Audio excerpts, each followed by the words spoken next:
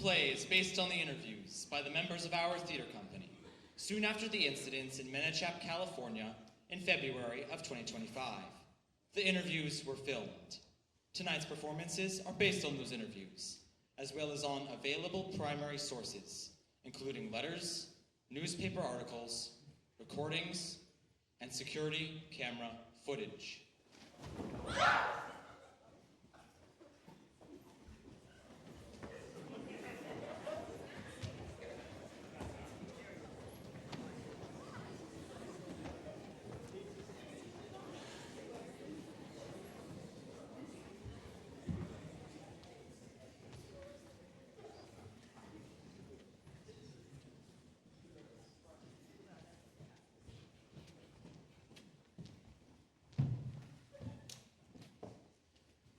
Should I start? We're already rolling. Okay. So I'm just going to start with the story. When I was much younger, way before I was involved with law enforcement, I had this idea I wanted to be an artist. And this was New York City. I lived in a 5th floor walk-up, tiny studio. And I'm trying to be a painter. So I'd wait tables during the day, and I'd stay up late doing watercolors. I'd stay up until 3, 4, 5 in the morning. And that was how I noticed I had this neighbor. I'd hear his alarm go off at 3:30 and he'd say, "Not again." Then at exactly 4:15, I'd hear him fumble with his lock and head down the stairs. But I never saw him. One night I couldn't stand it anymore. I wanted to see what this guy looked like. So at exactly 4:15, I went to my own front door. The door had this big peephole, about this big, with a metal plate that you had to slide aside to look through. So I turned off my own light, slid that little plate aside to look out, and I screamed. An involuntary scream that just comes out like that. A real scream. It's very different. It's not like a movie scream. It was like, "Ah!" So I scream and fall back against the bathroom door, big commotion as I hit the ground. Because what had happened was, I slid that little plate aside to look out, and I saw an eye. He was looking in at me. So I'm on the floor, and I just freeze. Finally, from the other side of the door, I hear the sound of this guy picking up his keys and heading down the stairs. Now, I had to see what this guy looked like, so I picked myself back up, pressed myself to the door, and once again looked through. There's that eye again! It's mine. It's the reflection of my own eye. I realized this just in time to see a freaked-out postman heading down the stairs. That was the most scared I've ever been. And it was just me scaring me. The only other time I heard that scream, what a real scream sounded like, was that night when I heard 241 people make it all at once. I told the story to Candelaria, and she said, "You're missing part of the lesson. There's more than one thing that scared you." It was mostly about being startled, yes. But what was the first thing that you did? You flicked off the light switch. People are naturally scared of the dark. Section 1, a picture of infinity.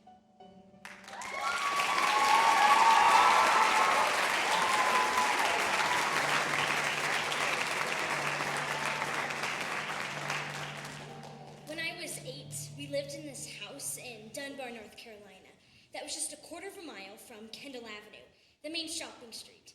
It was a tall house, and from my bedroom on the 4th floor, Just keep going! Okay. It was a tall house, and from my bedroom on the 4th floor, I could see a billboard. It was an ad for Diet Coke. In the picture, 2 guys and a girl were clowning around, but exaggerated. They were posing for each other. I loved that billboard because to me, It was a picture of infinity. Models acting like people, acting like models. It was the first time I encountered recursion. Something that bends back into itself. It refers to itself and so becomes a loop. My name is Candelaria Ortiz, and when the incident at the Oak Box happened, they were trying to understand it from every angle. Criminal, psychological, biological, and philosophical. That's why they brought me in. I have this picture. We were on our way to church and everyone looked so nice that I took a picture, me with my arms squeezing them. And before I could take the next one, I looked and it was a miracle shot. It was like the Hail Mary of impromptu photos. So I had it printed, 8 by 10, and I put it in a frame. The frame, though, the little cardboard leg on the back that balances it broke.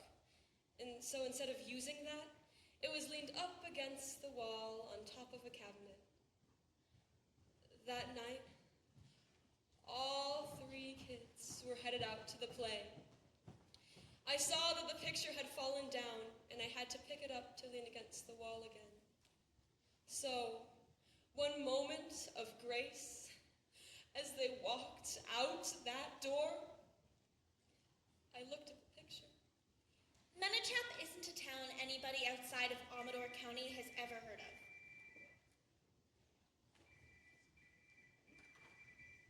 But everybody's surprised by how pretty it is.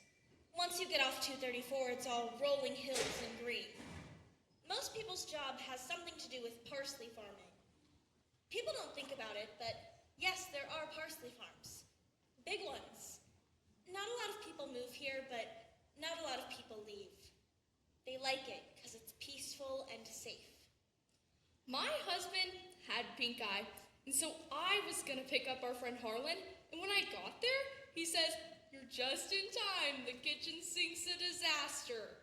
I'm a contractor, not a plumber, but I said okay.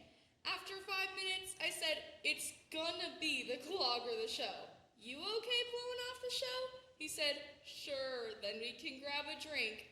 I said okay, but we're gonna pretend we went to the show. I'm brand new at this job. I mean, it's my 4th day ever as a detective, and I really want to do a good job. But I can already tell that I'm not. And it's stupid things. Being new in a place gets in your way in ways you don't expect. Why are there 2 conference rooms with the same name? The fax machine. Do you press 9? Do you not press 9? And people are not. Just edit this part out, please. People are not as nice to me as I would be in their situation. And I can't even tell where the paper goes in the fax machine. It was a printer. So, for the most part, I'm thinking, how could things get worse? And then the whole incident starts. And things get worse and worse and worse. Me and Mayor Wriggler down on the ridge, below the oak box, just talking of the world. And out of nowhere, we hear this crazy loud sound. It sounded like it came from the oak box. But Mary said it must be part of the play. I'm a forensic engineer. If a bridge collapses, or a dam gives way, or people are caught in a fire, my job is to figure out what went wrong. Some of the cases are famous. The Hartford Circus Fire in 1944 killed 168. The Great White Fire in 2003 killed 100. One of the things you pay attention to is what happened with the doors. There was a fire, a famous fire in Chicago in 1903, the Iroquois Fire. It was right after Christmas, and so all the kids were out of school, and the theater was full of families on all 3 levels, and even standing room on the 2nd. A curtain caught on fire, and what happened was, the first people to reach the doors realized half a second too late that the doors opened in. The people behind them were panicked and crowded them, and so they couldn't get the doors open because they were pressed with the hinges going the wrong way.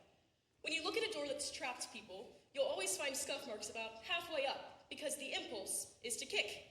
If there's more time, you'll find dents, sometimes bigger ones where somebody grabbed a fire extinguisher or a dresser, something heavy. But the incident at the oak box, I had never seen anything like it. You looked at those doors, and you just thought, what the hell? I get home, and my husband runs out the door, and he throws his arms around me, and I have no idea what's going on. But it's clear that I shouldn't say, oh, we were at the play, and then we got a drink afterwards. And he says, look at the news! And I'm expecting Channel 2, but he turns on CNN. I wasn't surprised that they could find me, but I was surprised that they thought to look. My name is Rickenach Baynor. I'm an assistant professor at the University of Minnesota. I study fear. 911, what's your emergency? I'm not sure. Is it life-threatening? Yes. Are you safe right now? No. I'm sending someone, more than one. There are cars already on the way. What's your name, Chica? Angela? Angela. I'm sending them to the Oak Box, is that right? Yes. And there's a play tonight. The high school's doing a play, is that where you are? Yes. In the theater. Yes. And somebody's hurt. Everybody. What's that again? Where are you in the theater? I'm just standing on the stage. Take a very, very deep breath. Hold it. None of it made any sense. All of a sudden, this tiny town is a site of tragedy that no one's seen or heard. 241 people fall unconscious while watching a high school play that the program tells us is called Trap. We only have a few events for the timeline. We know the people are fine at 11 after 8 because that's when the usher texts her older brother to pick her up after the show. Then she goes into the theater and turns her phone off. At 9:10, two kids sitting on a bridge below the theater hear what they think is a foghorn, but they assume it's a part of the play. At 9:22, we get the 911 call. A girl named Angela Lure, who it turns out is the only person still conscious. When we get her out of there, she won't talk. She either doesn't know what happened, or she's too afraid to say it. The Oak Box was international news. I was hiking in the hills near Clovis, New Zealand when I'd heard about it. People fallen unconscious in the theater. That was the key. I had conflicting thoughts. I thought, how horrible. And I thought, there it is. There's our proof. Section 2, the Oak Box.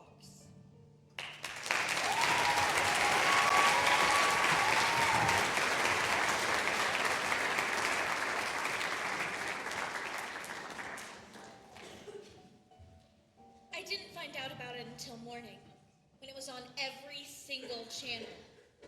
I had that weird feeling you get when you see something on TV that's right in your neighborhood. The Oak Box? Again? Everyone was like, that was 80 years ago, but I remember thinking, I don't care if it was 80 years ago. One theater, two tragedies. There's got to be a connection. Bennetchap Herald, March 19, 1946. Bond measure 2A. Funding to build a new theater palace passed with 54% of the vote. According to Mayor Roger Wangman, we intend to use this money to construct a building that will attract visitors to Bennetchap from all over the country. The search for an architect is set to begin immediately. From architect Brand Hillock's winning bid for the Bennetchap Theatre project. Theaters have soaring spaces, live spaces where the scenery can be pulled up out of view. My plan extends the metaphor of flight throughout the building.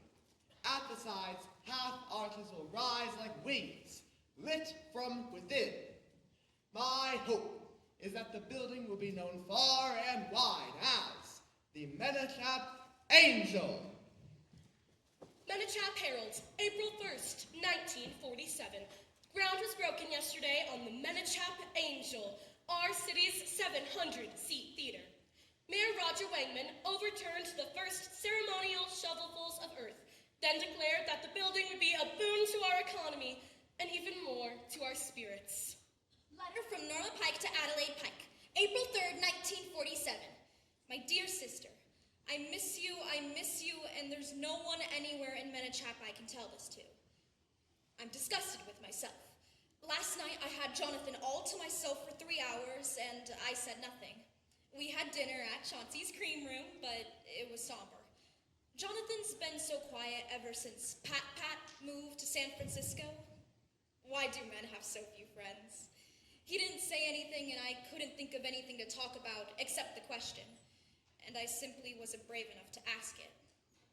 Menachap Herald, April 4th, 1947. Construction halted on the Menachap Civic Theater. According to Foster Wellingham, chief engineer, sonastic techniques have shown that the granite bedrock on Semper Bluff is twice as thick as previously believed. Our plans called for dressing rooms below ground, as well as stage machinery, including trap doors. This delay will be a few weeks at most. Norma Pike to Adelaide Pike, May 25th, 1947. He said yes! Adelaide, I cannot tell you how happy I am. Saturday night, we walked out on the bluff. We stared out at the lights and the ships, and when he looked away, I bent down on one knee. I held out grandfather's wedding band. He said, "What are you doing?" I said, "What does it look like I'm doing?" "That's not how it's done." "Jonathan, we're going to be married for at least 50 years. No one needs to know how it began. Oh, Adelaide, I feel lit from within, electrified. But this time, not in a bad way. I promise. Must rush off. The Crowleys are coming over, so I have to buy another sofa. Menachap Herald, May 31st, 1947. Local boy vanishes. 10-year-old Marcus Tumble was reported missing by his parents Tuesday night after a family picnic. He'd been playing hide-and-seek with his cousins, said his father Guillermo. Then he went to play on the beach below Semper Bluff, and he didn't come back. Marcus is 5 feet 2 inches tall, was wearing white shorts and a long black sweater. He is missing a front tooth. Norma Pike to Adelaide Pike, June 2nd, 1947. My apologies for not being clearer on the topic of the Crowleys and the sofa. You see, last week I was certain that Jonathan would rebuff my proposal, and it drove me positively frenzied. The morning before I proposed, I was alone in the house, and I banged the south living room wall as hard as I could with my shoe. I did it again and again and again and again until I was gone.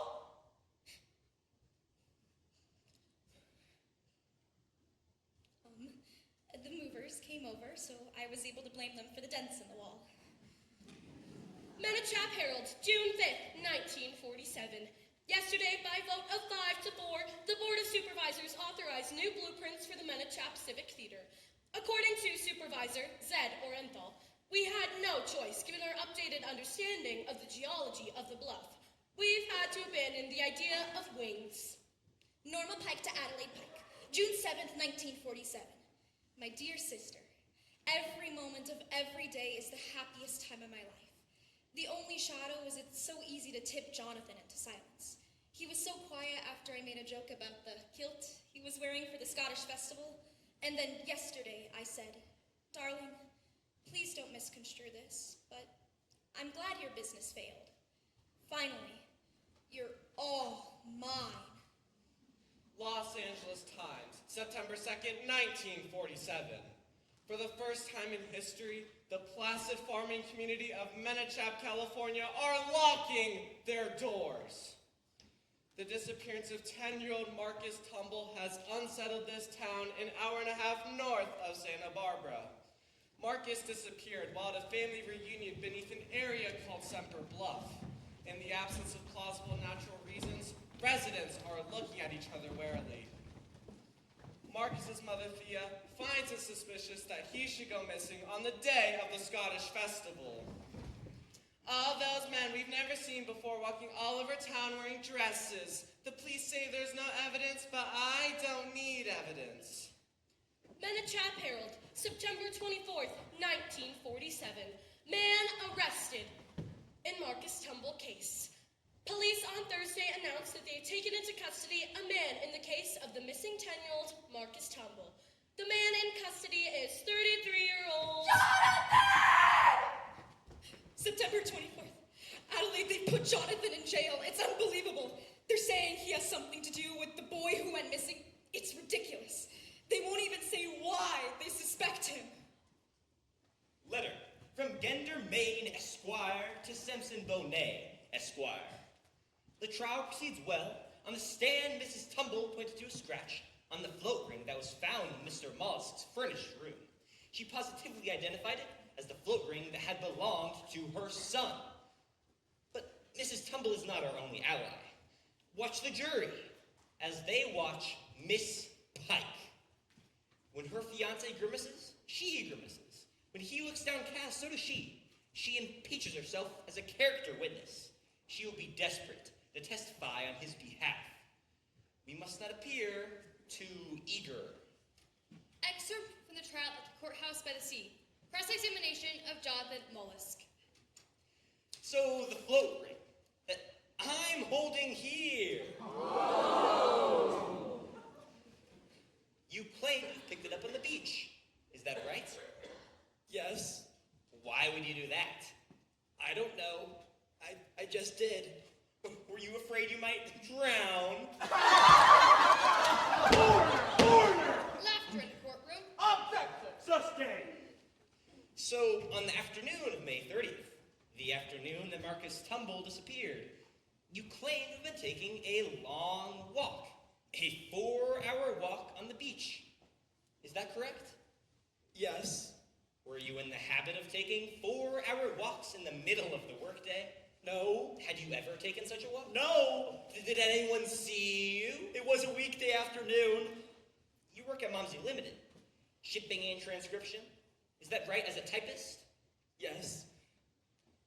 And how long has that been your employment? 3 weeks. 3 weeks? You felt comfortable taking 4 hours off? You will be held in contempt! I needed to think about the world. My place in the world. So, you took this walk on the beach, in the middle of the workday, without telling anyone? Mr. Mollusk, is that right? I wrote a note saying I wasn't feeling well. And who did you give this note to? I meant to give it to Mr. Clark, my supervisor, but I found it later in my own pocket. Menachap Herald, November 12th. Verdict announced. Swift justice. After deliberating for only 5 hours, the Jonathan Mollusk jury announced a... Guilty! verdict on the count of kidnapping, and guilty as well on account of murder. There was a commotion in the first row when Mollusk's fiancée began to wail so loudly she had to be forcibly removed from the courtroom. But the murderer was never to spend 1 minute behind bars. In an extraordinary scene, 2 hours later, the boy's father and 3 armed men rushed the bailiff as they made their way from the courthouse by the sea to the transports. The assailants grabbed Mr. Mollusk and pulled him into the ocean where they held his head underwater. A witness reported that this proved Mollusk's guilt, as he made not an effort to free himself, allowed himself to be held under without a struggle. Menachap Herald, November 17th. Body of child found. Construction workers at the site of the Menachap Civic Theater uncovered the body of a boy. Police have announced that 10-year-old Marcus Tumble was found beneath the trapdoor of the long-delayed theater. It's a 1-in-a-million tragedy, said construction supervisor Clifton Ailes. The theater was sealed for safety, but one of the lower windows had come unlatched. He must have climbed in. From there, he appears to have peered into the still shallow trapdoor. When that heavy door fell shut, he wouldn't have had a chance. Menachap Herald, February 1st. Los Angeles Times, February 2nd. Time Magazine, February 7th. The opening night of our Civic Theater was home to the most extraordinary spectacle ever witnessed by this community. The long-awaited opening opening of the Minichap Civic Theater will long be remembered. 3 months after the discovery of a boy beneath the still under construction trap of the theater. The tragedy known to every member of our town. The opening of the theater was finally underway. With the night drenched in a sudden squall, the capacity audience stashed their umbrellas, shook off their coats, eager to put the events of the past few months out of their heads. The audience watched rapt as Medea, passionately played by Broadway actress Lenya Rasmussen, called her children to her breast one final time. But as Medea wailed her vengeance, Norma Pike, fiancée of the unfortunately accused Jonathan Mollusk, entered the theater dressed in all green. Less a dress than a costume. Dressed like the ocean. She held aloft a glass. Tall and green, full of liquid. Held it high like a torch and proclaimed, Welcome to this theater, your theater. Most of the audience would later report that they believed her to be part of the performance. This ugly box of a theater will become famous, but not in the way you hoped. No one will ever think of this dank shell of oak without thinking of the 3 people who died because of it. The boy who had suffocated, the man murdered because of the boy, and the woman who cursed the building for all time by drowning in it. Some looked away. The others wished they had, as She brought the glass to her mouth and tipped it back. Poured it straight into her throat. aspirated the entire contents of the glass. Swallowed it without swallowing. Her eyes bore into the audience until they went dark, and she fell dead to the floor. In front of 700 people, Miss Pike drowned herself with a glass of seawater.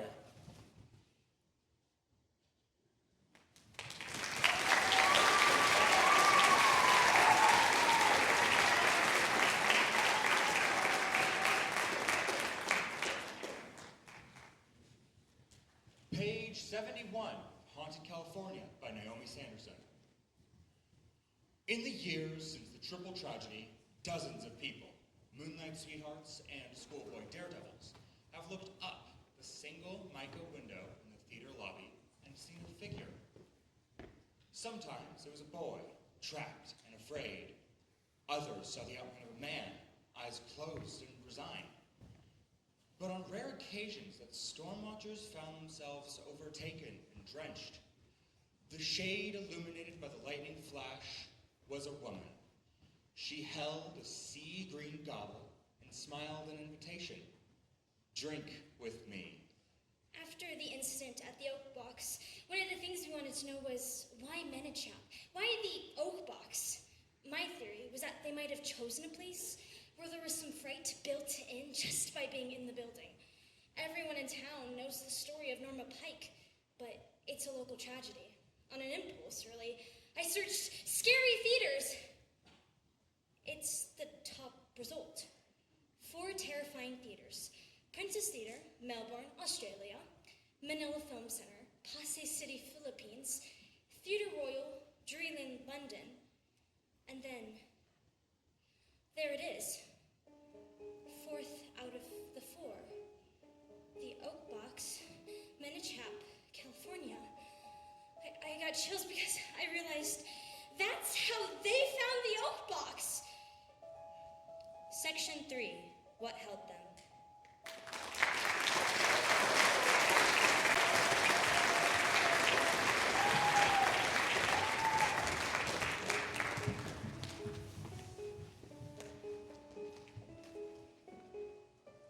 It was that Sunday morning, 18 hours after the Oak Box incident. 236 members of the audience and 5 members of the cast on the ground. Breathing, thank God, but 2 mysteries. What happened to these people was the main question, of course. And the second was the doors. How do we make sense of those doors? Would you tell us your names, please? I'm Avishai Lenser. I'm the Chief Forensic Engineer with the California Department of Infrastructure. Efren Salas, I'm a firefighter at Station 41, Manachap County. My name is Isa Puente. I'm a neurobiologist at UC Berkeley. I was the first person into the theater that night. I saw the girl on stage. I'm the one who carried her out. Before I picked her up, she said the thing we couldn't figure out. 4 words. The first thing I noticed about the bodies is the absence of what's called relative resonance. It's the tendency of people who know each other in tragic situations to cluster. After a fire, you'll find the bodies of friends wrapped around each other, or a parent will be holding a child. But the bodies at the Oak Box were different. People who weren't related sometimes fell on top of each other, and people who loved each other in life sprawled in different directions. Theater camera 1. Well, what about this girl, Sarah West? She was almost to the door. Was she leaving early? No, look at the way she fell. She was running. She's wearing earbuds. She wasn't paying attention to the play. Can you tell what she was listening to? It's classical. Gymnopedie number 1? Gymnopedie number 1 by Eric Satie. Yeah. Something else is strange. Heish? Something wrong? I didn't know you knew my name. What do you notice that's strange about the position of the bodies? The programs. So many people are holding them. That's what I noticed too. Holding them like this. Like they've been trying to read them up until the last second. It was the speed that threw me. What could overcome these people so fast? Maybe an electrical impulse, or maybe some kind of gas had overcome them. We scoured the ventilation systems. There was nothing. I was in the theater a lot. I wanted to spend time with them. I said to the firemen, any thoughts on what could have overcome these people so fast? How do you know it was fast? Of course it was fast. That's when they brought me in. Figuring out how long a body has been unconscious is actually not that hard to do if you have the right equipment. When a person loses consciousness, the body temperature drops by 2.5 degrees. But that takes a while, so we attached electrodes to their foreheads, microthermometers. And what we found was a surprise, to say the least. It didn't make any sense. The first one to fall was Paul Schmidt in seat A13. Next was Anna Stroheim 3 rows back in D41. The first 26 people didn't lose consciousness all at the same time. They went down, one by one. I said, are you sure of this? Theater camera 1. Continuous. Well, I'm positive. Look at this. It's the seating chart for the Oak Box. A13, D41. What do you notice? Nothing. Next was F42. So, front row, aisle, then the other side of the aisle. Then Leela Raji, L19. The back of row L is at the horizontal aisle in the middle. So it started at the front and the back and the sides. Exactly. It works that way until the 26th person. Franklin James. I know, Frank. Whatever happened to them, it started at the edges and worked its way in. Like something cooking. This doesn't seem like a natural phenomenon. This seems like attackers. Agreed. 241 people fall unconscious one by one, like they've been snuck up on. But that doesn't make any sense because they could see every other person falling over. I don't see how humans could do this. Meaning what? I'm not sure. Hey, can you guys shut up for a second? Did you hear that? There. I don't hear anything. There. I lived in Alaska till I was 10, so I have really good hearing. Your ears are always covered. It's like a chirp. Again, over there. The bodies are making a sound. Which bodies? All of them. On Sunday morning, we had 2 mysteries. On Sunday afternoon, we had 3. What happened to these people? What were the sounds Ephraim was hearing? And again, the doors. Those people had 45 minutes to leave, and those doors were wide open. Section 4, Marion J.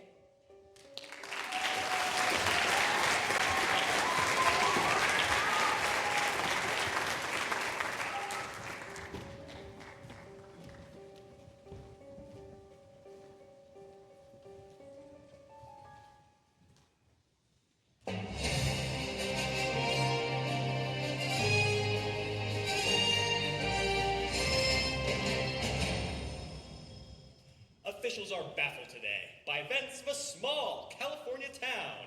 And tonight's top story, A mystery. Un evento misterioso. On Monday morning, we put out footage. The tips came flooding in. By noon, we'd received messages from 5 continents. I pulled investigators from other counties to check out every single lead. I got the slush pile. It was bigger than all the others combined and had more crazy than I knew was in the world. I read a book once about Stop putting all those dead people on TV. Transcript of a call from Seattle, Washington to the Oak Box Hotline, October 7th, 7:32 p.m. Oak Box Hotline. Hello, my name is Marion J. I'm a professor at the University of Washington. What I'm about to say will sound crazy. Is this a secure line? Yes, why? I'm going to tell you something, but you have to promise you're not going to hang up on me. Well, I can't promise that. You have got a theater full of people who have fallen unconscious. Yes. By now, you've probably figured out that they were attacked one by one. Yes. How do you know that? I think you're dealing with something called Faranox. Faranox? What are Faranox? Start with what they're not, which is human. Okay, now I'm going to hang up. Are all of your victims still alive?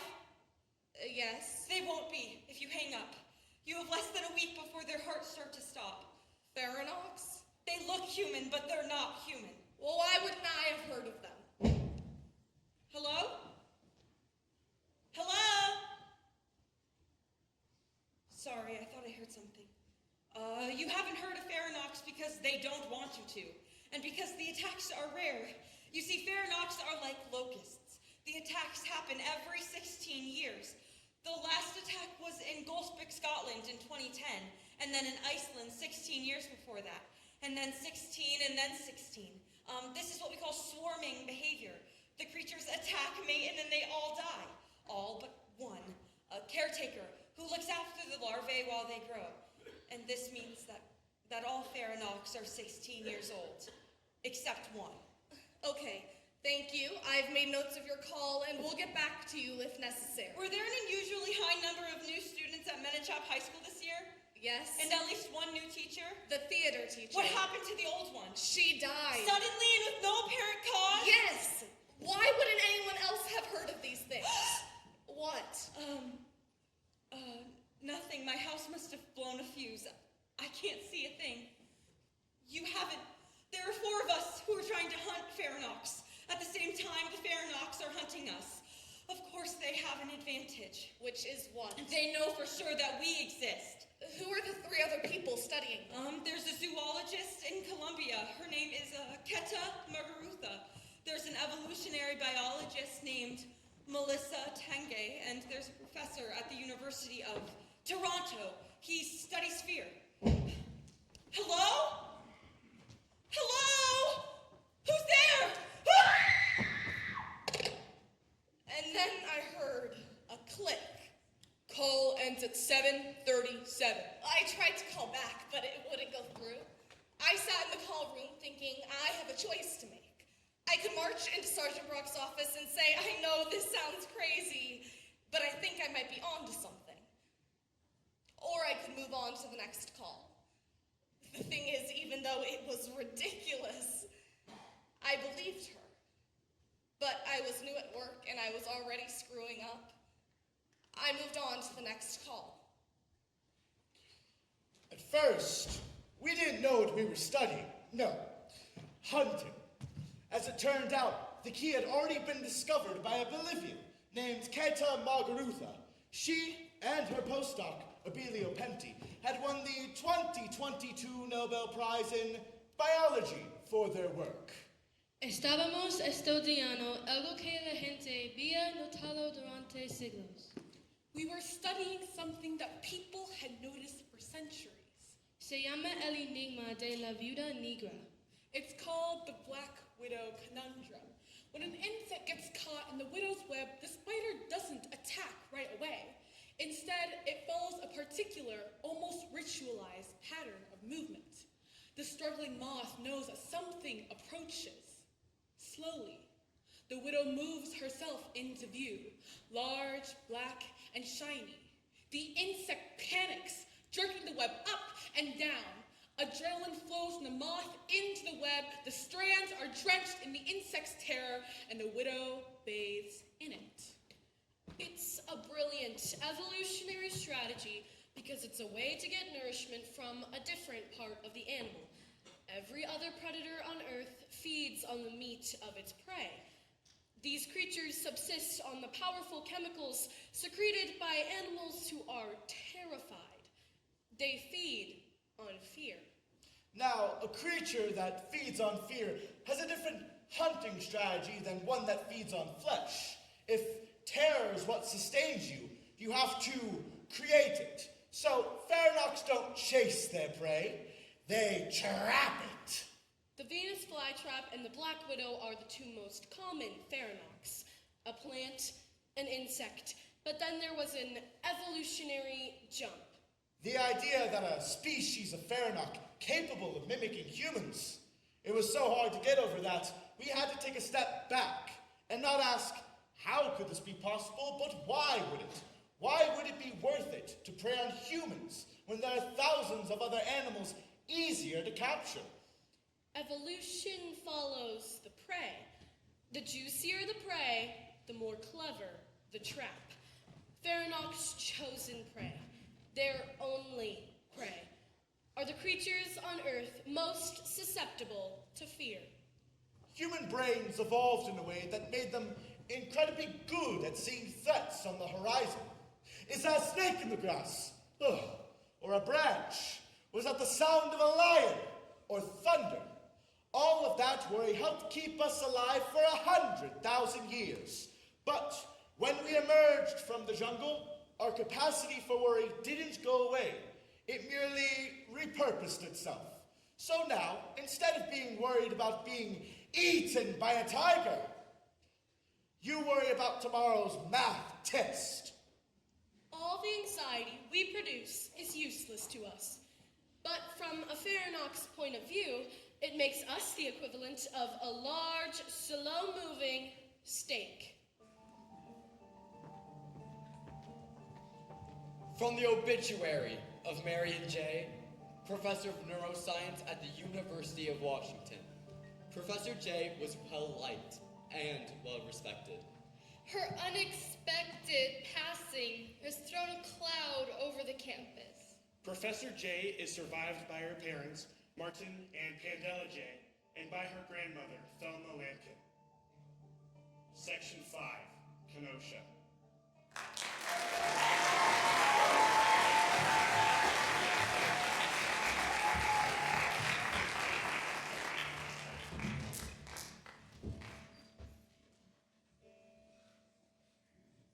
Interview with Kenosha Silverling Johnson, October 5th, 2025, 8:15 a.m.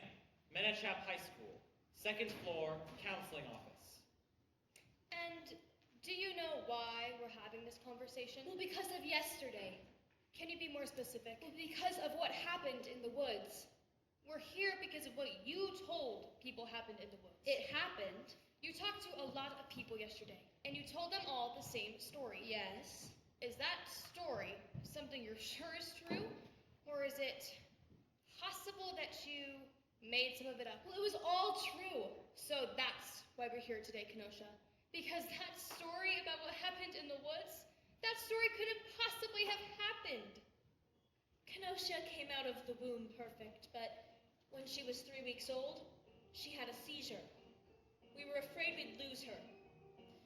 You could tell right away that something had changed. I remember Kenosha's first day at Menachap, because she had gone up to the audition board and the string for the pencil had broken, so there was no way to put your name on it. And I said, if you want to audition, I've got a pen. And she said, my name is Kenosha R. Silverling Johnson. So the joke very quickly went around. I don't know who said it first. Not the R. The R. The R. The R was to distinguish herself. To distinguish herself from all the other Kenosha Silverling Johnsons. The kids at her old school could be so mean. Menachap was supposed to be a fresh start. Thinking back, that was a bad start. Because you always had that in your head. You had, like, a little bit of distance. Kenosha had all the normal emotions like grief and happiness, nervousness, but they weren't wired right. Like she'd grimace to say, "I love you." She spent her whole life studying people's expressions, and she got quite good at showing the right emotion. But she was acting. It was like she was doing it frenetically. But there was one thing she never could manage, and that was to lie. There was too much going on. What do you do with your hands? Do your eyes look up or down? She couldn't calibrate the information. She told me she couldn't go to homecoming with me because her uncle was an astronaut. I wasn't actually going to ask her, but it still made me feel bad. I'd give her lessons. I'd say, the situation is you're 2 hours late and I've been trying to reach you. I'm frantic and I'm angry. Go. She'd go blank. Now you tell me that your phone ran out of juice. And she was awful. I'd say, Kenosha, you have got to master this, or you're going to have the most boring teenage years of anybody on earth. The bench incident really was an accident. You know those tables, they're long with these long benches? And Kenosha was sitting all alone. And I came up on the other side and asked, "Is anyone sitting there?" And she said, "No." So I took the bench and moved it over to our table so we could fit more people. Long term, of course, it actually worked in her favor. Because while she was sitting all alone, is when Clifton went over to her. Clifton? Oh, where to start? Clifton's kind of perfect. I think that he's really nice. Kind. So sweet. We don't have, like, homecoming kings or queens or any sort of prom royalty. But if we did, he'd be both kings. He just came over and asked if he could sit with her. Was there anything that made you want to go over to her? There was one thing, actually. When I saw her the first time, her phone rang, but she didn't even look at who it was. But she made herself smile. And when she answered the phone, you could hear it in her voice. Next thing you know, I look over and they're in the cafeteria. And she's making him laugh. A lot of times, she was hilarious on purpose. But not always. Once I was laughing so hard, his head literally hits the table. Once she said, "I like you more than water." You'd see them everywhere together. He'd laugh and put his arm around her neck. I couldn't tell if it was romantic or not. So it's barely a week into school, and there's the new girl standing in front of the audition board. Only the string with the pencil was broken. I wanted to be in a play, so I did some research, and I found the best book on acting, which is Uta Hagen's Respect for Acting. It's pretty famous, and it's a great book. You should read it if you're interested in acting at all. We had talked about the idea of Kenosha being involved in theater because I thought she would be quite good. She was so good at mimicking emotions. I said, "Well, sweetheart, go for it." Kenosha, that story that you told all those people, it made some of them anxious. It scared them. Did they cancel the play? No. It didn't scare them enough. Why do you want the play canceled? Something bad is going to happen. What is going to happen? Can you tell me that? It was really early for the fall play to be happening, but we just went with it. We assumed it had something to do with the Miss Pendulum tragedy. Marsh Pendulum was one of my best teachers. Such a shock. 2 days before the start of school, and bam, she drops dead of a heart attack. She was 38, didn't smoke, exercised. You know how that just happens sometimes. The day of the audition, Kenosha comes home and she bursts through the door, and I said, "How did it go?" And she said, "I nailed it." I saw her audition. She was really good, but I told her you never know. The next day, she calls me from school, and she's talking very fast, and she says, "I didn't get a part." And I said, "Well, sweetheart, you know, sometimes that happens. We don't get everything we expect." And she says, "But I was the best one." Even then, there could be all sorts of reasons. She said, "No, something's up." The casting was pretty strange. We're all looking at the list like, why don't I know these names? Every name on the list was new. Practically every kid who got a part was new that year. When Kenosha would get too excited, she'd lose her skill at imitating. So I started to hear, She hung up and I was worried something might happen. We were at the first cast meeting, so I could volunteer for tech. Kenosha comes marching in and starts to make some sort of announcements, and then she didn't. She started to make beeping noises. That was a panic attack. She fell down hard. One knee, she couldn't breathe. She actually crawled out of the room. When a person tells a story over and over, it gets to a performance aspect. They subconsciously note what things are getting a reaction, and the more that they tell the story, the more that they lean into those aspects. The story doesn't get so much memorized as etched. She said, "I'm going to tell you a story.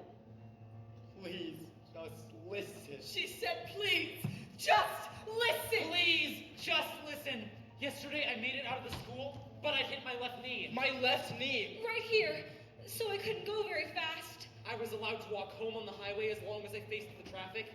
I looked behind me, and all of a sudden there were 3 people way back, and I knew I had to get away from them. There's that big strip of forest between the highway and the Walmart, and before I jumped into it, I looked again, and they were way closer. The forest is deep, but I cut through it all the time. The forest is deep, but I cut through it all the time. So I knew I had an advantage. But when I looked back, I got so scared. When I looked back, I got so scared. Because they turned in right after me. They wanted me in the forest, and they were fast. All of a sudden, there's this sound. Crazy loud. The loudest thing I've ever heard. Ever.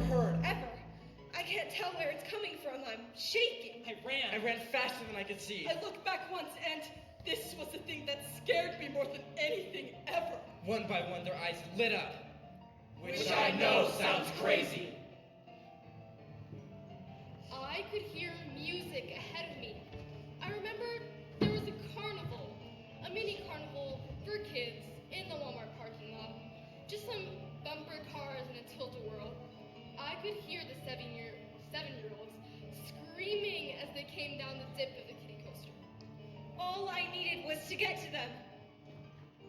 But I looked back again, and there weren't 3 pairs of lit up eyes. There were 2. Where's the other one? And I have to choose. Do I try to make it to the parking lot carnival? Or do I hide in the forest? I know I'm close. But for some reason, the scariest idea is that I almost make it. That I'm just a few feet from safety, and that the 3rd one is waiting, and he grabs me in his arms. And I can't do it. I can't go forward. People don't naturally look up because we've got no predators from there. So I start to climb a tree. I start climbing a live oak. A live oak, and halfway up, I freeze. The 2 of them get to me, and then the 3rd one does. They don't see me, even though they light the ground with their eyes. They start to argue. They have an argument about whose fault it was. Then 2 of them grab the 3rd, and he starts to scream, please, no. They hold his head, and one of them says something in his ear. He whispers it, but I hear it completely clear. And after he whispers it, the 3rd one starts crying, and then he falls over dead! Onto the roots of the tree. What he whispers is, can I tell you a secret?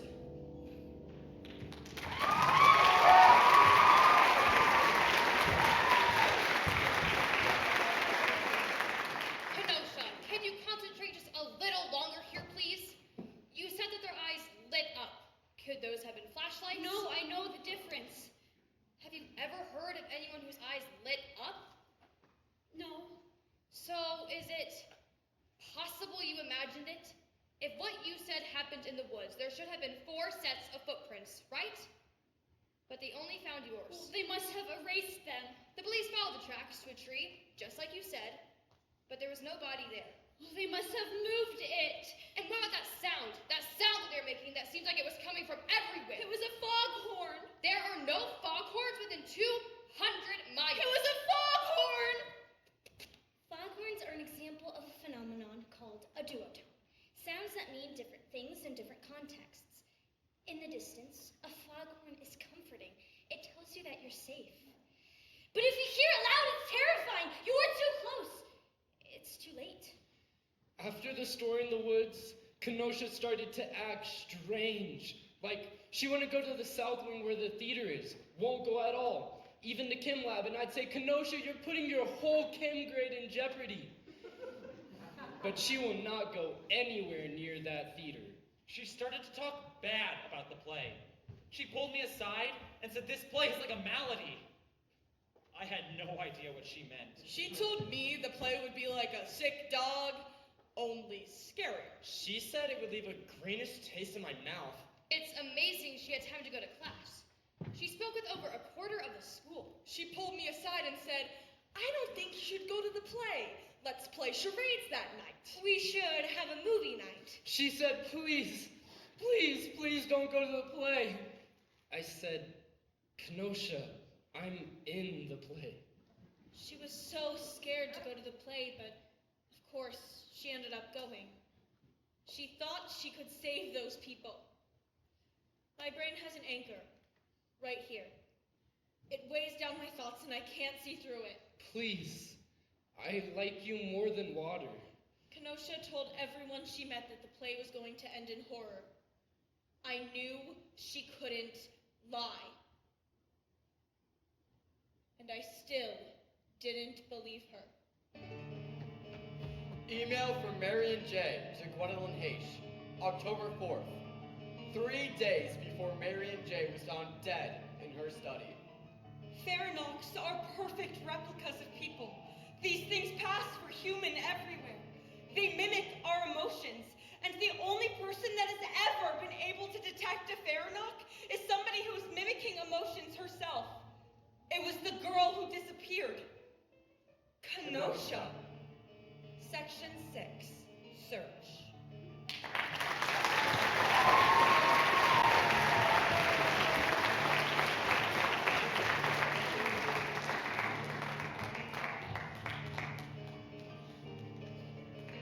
Email from Marion J. to Gwendolyn H.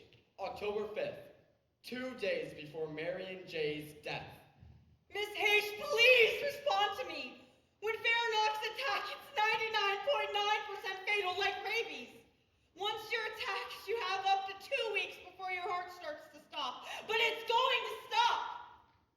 In the whole history of time that this has been happening, there's only ever been one survivor. I was still working the slush pile.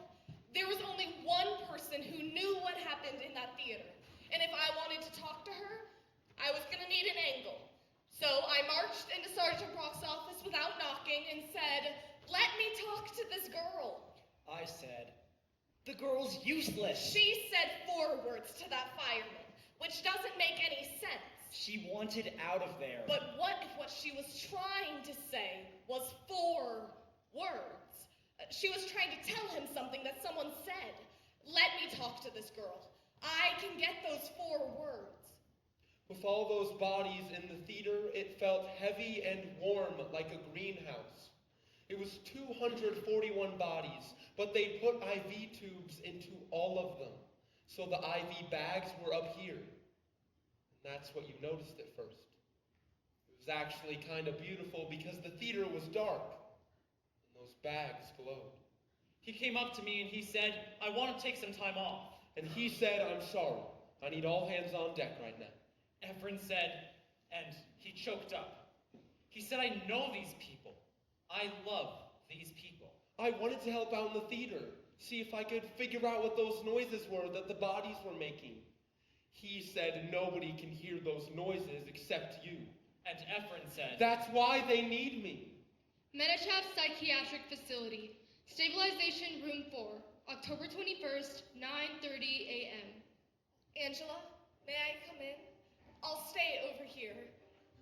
My name's Gwendolyn H., and I'm one of the people who's trying to figure out what happened in that theater. Does that security camera bother you? It shouldn't. There's nobody watching you. It's just there in case if something went wrong, which it won't. Then they could look at it later to see what happened. I feel like I know you. Everybody I've talked to, everyone, when I mention your name, their whole voice bubbles up. They talk about your soccer and your sense of humor and that CPR class that you organized. Right now, a lot of people need your help. Whatever happened at the Oak Box, it's still going on. And I have this theory about what you said to the fireman. He heard 4 words, but I think what you said was 4 words. Can you tell me which of those it was? I have something I want to ask you. Get away from me! I'm sorry. Get away! Oh, sweetheart, I'm sorry. Help! Help me! Theater Camera 1, October 25th, 2:45 a.m. Anyways, Emily, I'll be back to check on you later. Miss Mel? This is Efren Salas. I was in your 8th grade trigonometry class 14 years ago. I'm here to make sure you're safe and comfortable, but that's not all. I know you can hear me, and I think you're making sounds. You and everyone else in this theater. If you can make any sound, I'll hear you. I have great hearing. Try it for me. The year I was in your math class was the year those midterms got stolen off your desk before you had time to grade them. Make a noise if you remember that. For me, it's a nice memory because I was one of 6 kids who had that period free. But instead of making me a suspect, you deputized me. I was new to the school and nervous, and I never told you what that meant to me. To be trusted like that. That whole experience shaped who I wanted to be. It's part of why I fight fires. So I wanted to tell you. I did steal those tests. Hey! Quiet! She made the sound. Nobody heard that? Do it again, just one more time. You've got to keep your voice down. They can hear us. Minichap Psychiatric Facility, Stabilization Room 4. Thank you for seeing me again. Answer every question. You pause more than a second, I kick you out. What's a book you read in high school English? Hamlet? In 15 seconds, tell me your life. Born and raised in Indiana. Wanted to be an artist, so I moved to New York City. It didn't work out, but I met my husband, and we moved here so I could pursue law enforcement. I have a daughter who's in 3rd grade. 6 times 8? 48. What are you most afraid of? Millipedes? What's the secret? What secret? Tell me the secret or I kick you out. I don't know what you're talking about. It was 4 words. 4 words. 4 words that somebody said in the theater that night. Yes? Yes. What were they? You don't even have to say them. You could write them out or whisper them as quiet as you want. I'm too scared. There's nothing here that can hurt you. Who said the words? Male or female? Female. Adult or student? An adult. What were the words? I'll tell you next time. Just tell me the first one. Just give me the first word. The first word was the. Thank you. Theater Camera 3. There are scientists in Guangzhou, China, who have this therapy that seems to help in coma patients. It's a machine that makes sound waves, and it's so huge they had to put it on a cargo plane, and it's already flying over the Pacific. And there's a group in Cape Town that are sending some kind of drops that'll go in your eye and stimulate brain function. And all over the world, in all different ways, people are praying for you. Efren, Captain Donovan? I've got bad news. The EEG results came back. None of the bodies show brain function. No brain function that they can measure. It would register. You're not a doctor. What if whatever happened to them hides the brain waves? That's not possible. This isn't possible. They are breathing, but they're as good as dead. Then why are they making those noises? Nobody can hear those noises but you. Because I have great hearing. Or because you want to hear them. I hear them. Never. Shout at me.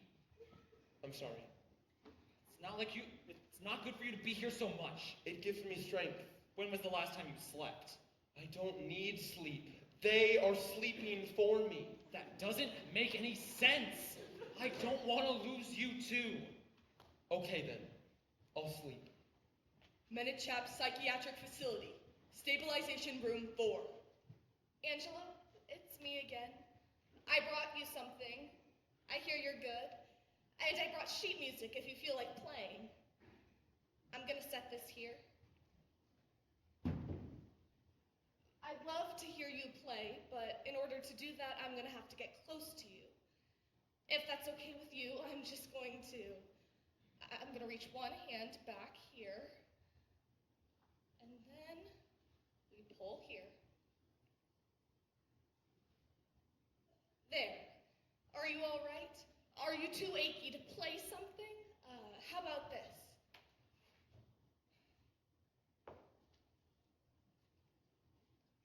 Gymnopédie number 1 by Eric Satie. It's famous for being calming, soothing. In Europe, parents play it to calm their children.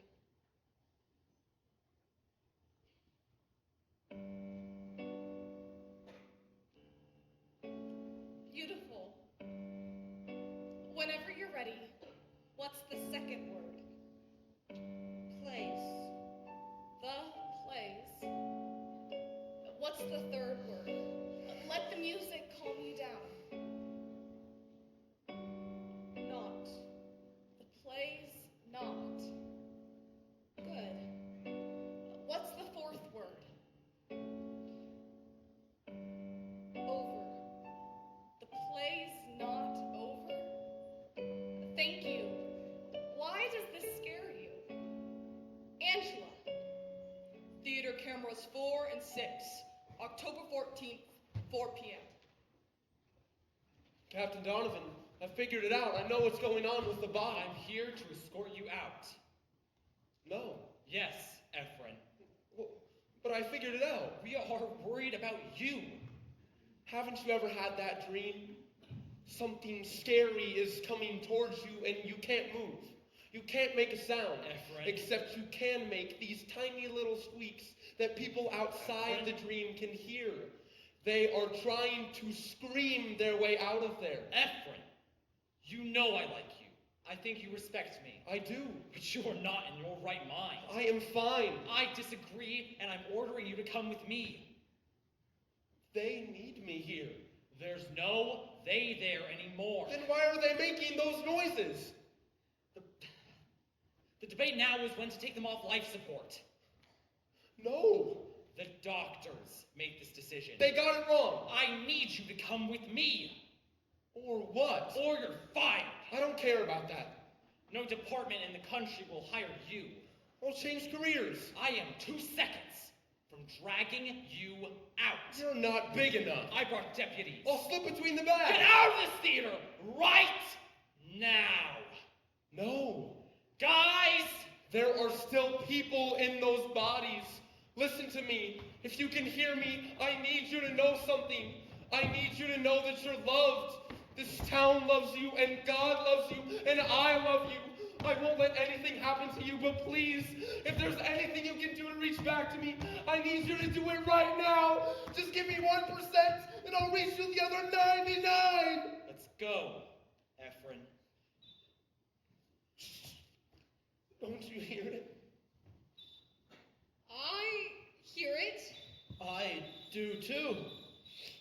I hear it too. They are in there. We will find a way to get them out. We've already been over this. Something protected you. I don't know what. What was different about that day? Nothing. Are you sure? Yes, I'm sure. And the play. You can't remember anything other than those 4 words. The play's not over. I would tell you it's all blank. The people in that theater are running out of time. I need a favor. What? When you get out of here tomorrow, I want you to come with me to the theater. No. I'll be right with you. I can't. My guess is, when you walk into that theater, you'll remember what happened. Let's go through the performance day one more time.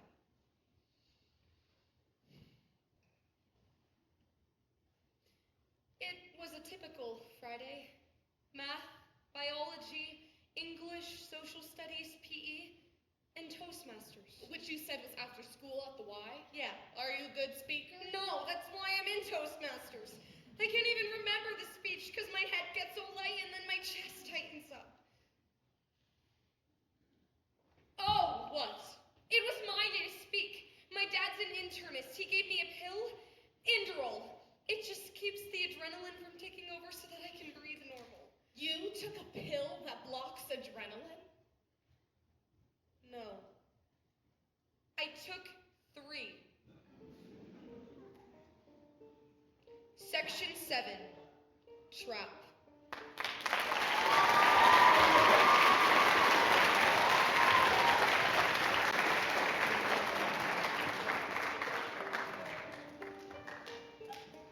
Fear isn't rational. Scary movies make us wince, even though we know there's no way anything can come out of that screen and hurt us. If anything, it's theater that should be scary. Unsent email from Marion J. The afternoon of her death. The attack is so simple. A Faranock says, "Can I tell you a secret?" And the victim says yes. And that's a mistake because then they think of all the scary things that a secret could be. The Faranock whispers something, and a tiny extension of one of their incisors punctures the ear and drains every bit of adrenaline from the victims' bodies, and they fall unconscious. These things frighten me. I study them, but I study them at a distance. They're right at the border between the monsters who we pretend scare us and the people who actually do. Theater cameras 1, 3, 4, 5, and 6. Final recording. You can do this. Who's there? It's us, Detective H, and do you remember Angela? You carried her out of here. Yes, are you all right? No, Being here takes time to get used to. I know almost every face. You can help them. If you can remember what happened, that could make the difference. Are they all still alive? Yes, we're giving them water, nutrients, but soon. That's not going to be enough. Could you leave us alone for just a bit?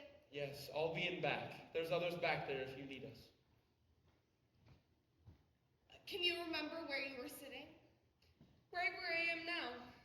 I want you to think about the days leading up to the play. There were posters all over the school.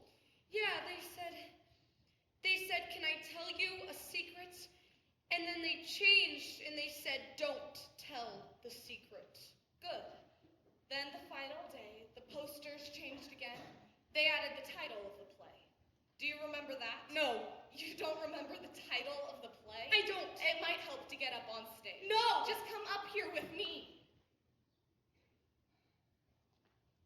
You made a phone call from up here. Do you remember that? No. What was the last thing you remember about that night? I was running from the parking lot. I was already late because of Toastmasters, but it turned out that I didn't have to worry. There was some kind of electrical problem with the lights. Angela, come up here with me. I won't let anything happen to you.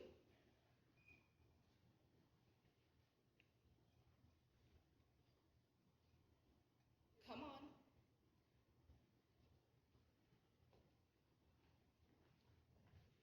This is where they found you. Take a deep breath, and now lower your head and close your eyes. On the count of 3, open your eyes. 1, 2, 3. 911, what's your emergency? I'm not sure. Is it life-threatening? Yes. Are you safe right now? No. I'm sending someone, more than one. There are cars already on the way. What's your name, Chica? Angela. Angela? Angela, I'm sending them to the Oak Box. Is that right? Yes. And there's a play tonight. The high school's doing a play. Is that where you are? Yes. In the theater. Yes. And somebody's hurt. Everybody. What's that again? Where are you in the theater? I'm just standing on the stage. Take a very, very deep breath. Hold it. Angela, what are you thinking about? The end. Calling for help, knowing too late. I want you to look at something. This is a program from that night. That's the title of the play. Trap. What's wrong? It was right in front of us. What was? The play was a trap, and it was even called Trap. The play was in sections. 1, a picture of infinity. 2, the oak box. 3, what held them? What held us? Something horrible had happened in a theater at a high school play.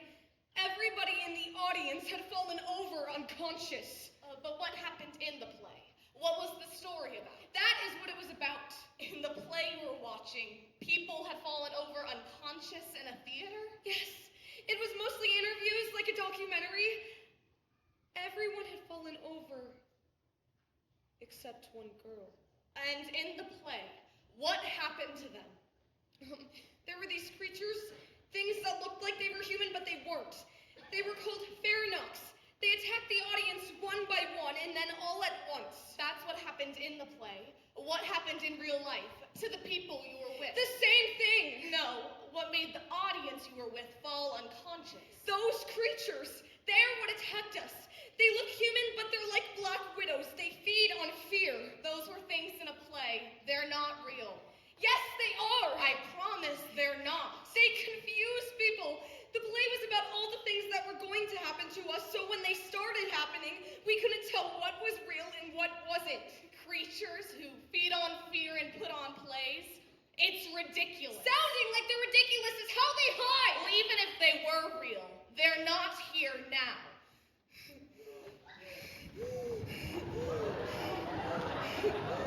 Take a very, very deep breath. Hold it. Stay away from me! What's wrong? Who's here? Who's in the theater? Are you all right? I think we're okay. Should we leave? No, I just got freaked out. This place takes time to get used to. Tell me more about these creatures. In the final section of the play, which was also called Trap, the Farinox started to attack. Attack the audience? Yeah. Well, how did they do that? There was one girl, and she was walking down into the audience, and she was narrating what she was doing. She stopped in front of a girl, and she asked a question. Can I tell you a secret? When the girl nodded, she leaned down and whispered something.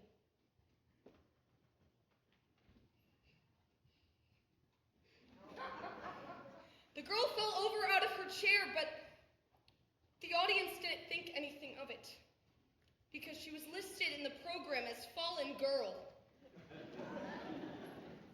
Then she moved a few rows up and she did the exact same thing. Can I tell you a secret? When the girl nodded, she leaned down and... There was one thing we couldn't understand at first. If a Farinock attack depends on anxiety, why were these people falling over? They didn't think it was real, so they should have been safe. What those people were worried about, it wasn't death. It was that one of the actors would whisper in their ear, and they wouldn't know what to do. They had stage fright, which, as it turns out, was just as fatal as fear of death. By the time she got to me, I was scared. She leaned down and whispered something, but nothing had happened. You'd taken the Inderol. Yeah. Well, how many people had fallen over by then? A lot. Why wouldn't somebody have just left? They thought that it was just a part of the play. Someone's cell phone had rung off, but if you looked in the program, it said cell phone guy. Can I tell you a secret? Stop! Stop the play! Who's that? My name is Kenosha R. Silverling Johnson. Everybody, listen up. In a calm and orderly manner, leave the theater. You have to leave the theater for your own safety. There's a small child trapped in a car in the parking lot, so check and make sure it's not your car. Worst liar in the entire world. Please leave. They think you're part of the play. You're the one playing me. Yes, human. What am I then? A Faranok. You're human, and you are. Stay away from them! Now will you leave? They think you're part of the play because you are a part of the play. No, I'm not. Why are you in the program? I'm not. Right here. It says Real Kenosha. This is a trick. There's a part in the play where you get trapped in the woods. You made up a whole part of the play in case they came back during the attack. That's a part of the script. There is no script. Right here. That's not real! This is a trap! This is a high school play. The perfect trap. Everybody has to come, and nobody's allowed to leave. They feed on anxiety. You've only lost a few so far, but that'll change fast. There's nothing you can do that'll get them out of their chairs. I don't have to get them out of their chairs. I just have to get rid of you. Good luck. I've been hiding in the theater this whole time preparing a surprise. What's a surprise? If I told you, it wouldn't be a surprise. Everybody! They're feeding on your stress. So smile. Relax yourself from the outside in. Now take a huge breath. Do it. And relax. I promise you won't be called on as a part of this performance. What's wrong with you? Nothing. Then why are you wilting? We're not. We're acting. I want to tell you a secret. No. If you let me tell you the secret, I'll wake up the rest of the audience. How? I can do it. I don't believe you. Your only chance to save them is to believe me. Can I tell you a secret? Okay, you can stop smiling.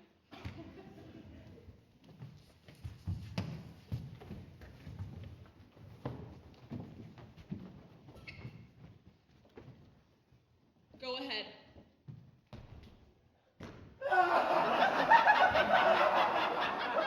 Can I tell you a secret?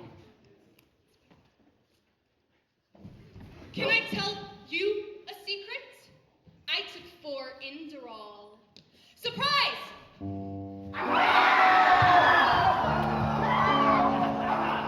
Oh, too bad. You lost your remote, and everybody still thinks this is a part of the play. Everyone but one. Mom! I'm here, sweetheart! No!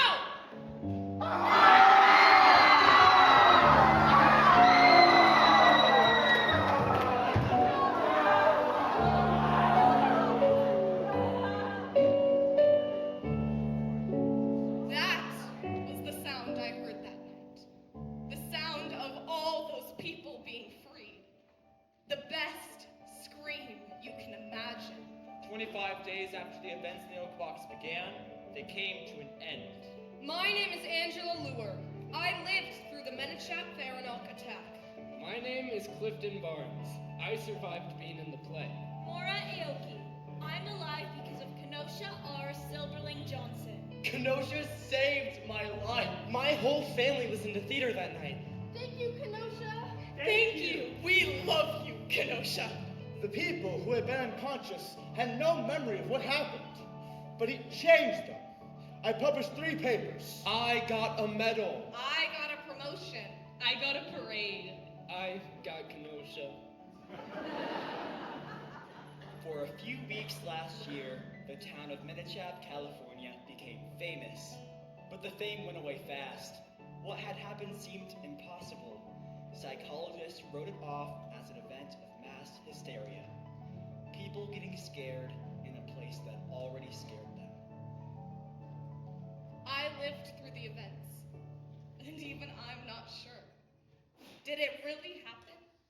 Or was it just like that I and the people? The most scared I've ever been. And it was just me scaring me.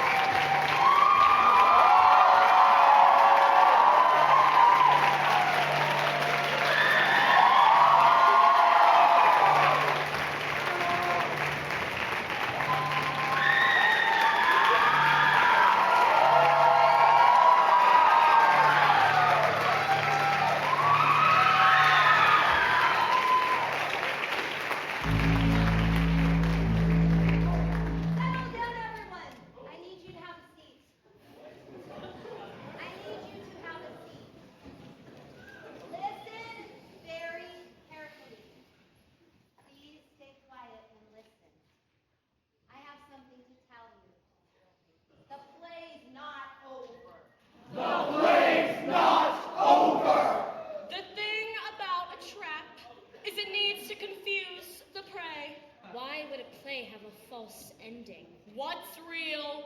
What's not? Everybody, we're running a few minutes late. There's a problem with the lights. The prey is most vulnerable. When it thinks it's escaped. The spider's not home. It was just me scaring me. Recursion, a high school play about a high school play. An audience being attacked. We're watching a play about an audience being attacked. You say directly to an audience, you're going to die, and you'll stay in your seats because you won't want to miss it. All werewolves are 16 years old. Except one. People are naturally scared of the dark. Can I tell you a secret? Can I tell you a secret? In the distance, a foghorn tells you that you're safe. But if you hear it loud, it's terrifying! Can I tell you a secret?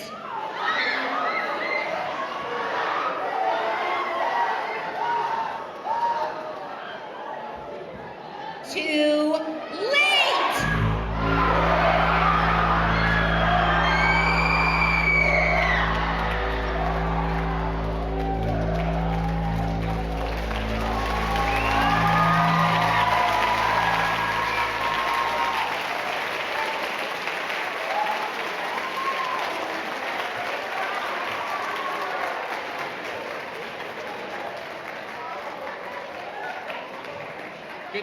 Good evening, everybody.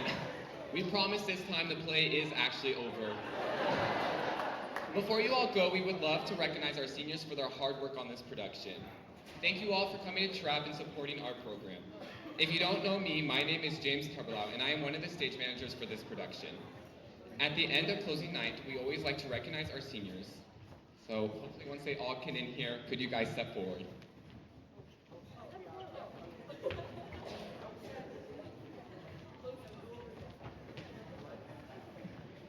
Whether it is their first or fourth year doing theater, all of these seniors have worked hard and have gone above and beyond to make theater and school an amazing place.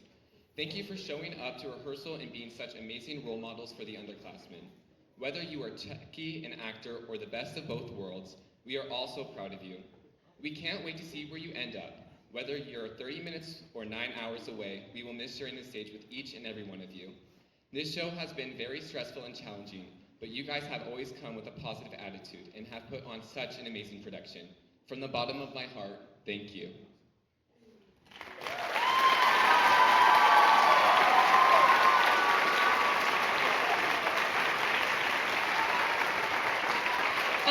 As long as the seniors, we would like to thank our directors, so if we could get all of them to the stage, please.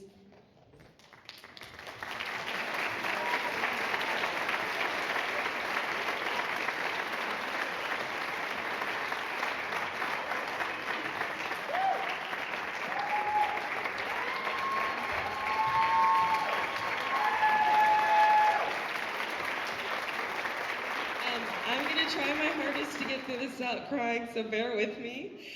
For those of you who don't know me, hi, my name is Grace, and I'm one of the stage managers here. I have been lucky enough to spend the last 4 years under the guidance of these 3 wonderful women, and I couldn't have asked for better directors. I want to thank all of them for all that they have done for us and how they've helped us create a community, I want to thank them for their commitment not only to this activity, but to us. None of us would be here doing what we do if it wasn't for them. They gave us a space to grow, fail, and explore. Theater is a home for a lot of us, and I know that feeling of community wouldn't exist if it wasn't for them. They put in so much work inside and outside of rehearsal to make the shows we do possible. The dedication you have shown us has not gone unnoticed or unappreciated. Your guidance had led us not only to be better actors and technicians, but also better people. I am in awe at how talented each one of our directors are, and I can't believe I'll never have the honor of putting on another show with them. But I look forward to seeing what they do in the future. We give these flowers as a way to express our love and gratitude towards you. Your legacy will live in each of us, and thank you for believing in us and inspiring us every single day. We hope you all enjoyed TRAP, and thank you so much. Have a good night.